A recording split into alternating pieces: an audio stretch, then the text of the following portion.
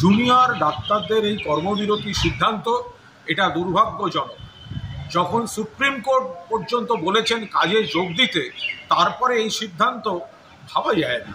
মাননীয় মুখ্যমন্ত্রী বারবার চেষ্টা করেছেন, আলোচনা করেছেন, কথা বলেছেন, যেখানে পরিকাঠামো এবং নিরাপত্তা ব্যবস্থা, নজরদারির ব্যবস্থার সমস্ত কাজ চলছে, সেখানে দাঁড়িয়ে এই পুজো উৎসবের মরশুম, ওদিকে বন্যা, এই অবস্থায় আবার কর্মবিরতি, এটা কারা করছেন, কাদের পরামর্শে করছেন, কেন করছেন?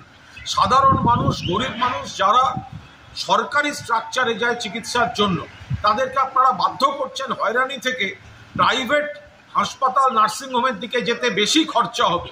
স্বাস্থ্যসাথী কার্ড থাকলে বাঁচোয়া, নইলে প্রচুর বিল। এটা কি হচ্ছে?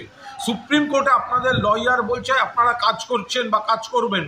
আপনারা এখানে সমস্ত কাদের বুদ্ধিতে, কোন উদ্দেশ্যে এই ধরনের ঘটনা আরজিকর, তার তদন্তে এখন সিবিআই, যে অ্যারেস্ট হয়েছে সেটা কলকাতা পুলিশ করেছে, তদন্তে সিবিআই, আর অন্যদিকে সুপ্রিম কোর্ট হচ্ছে মামলাটি দেখছে, সেখানে এই সময় আবার কর্মবিরতি। এটা কাদের স্বার্থে, কোন উদ্দেশ্যে, কিসের জন্য?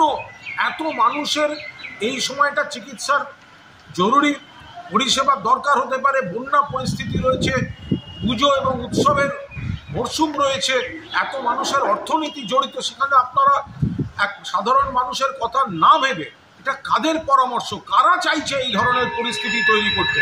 দয়া করে আপনারা এগুলো পুনর্বিবেচনা করুন এবং মাননীয় মুখ্যমন্ত্রী যেখানে নিজে তিনি বারবার অতীত আহ্বান জানিয়েছেন, আবেদন জানিয়েছেন, আপনারা কাজে যোগ দিন।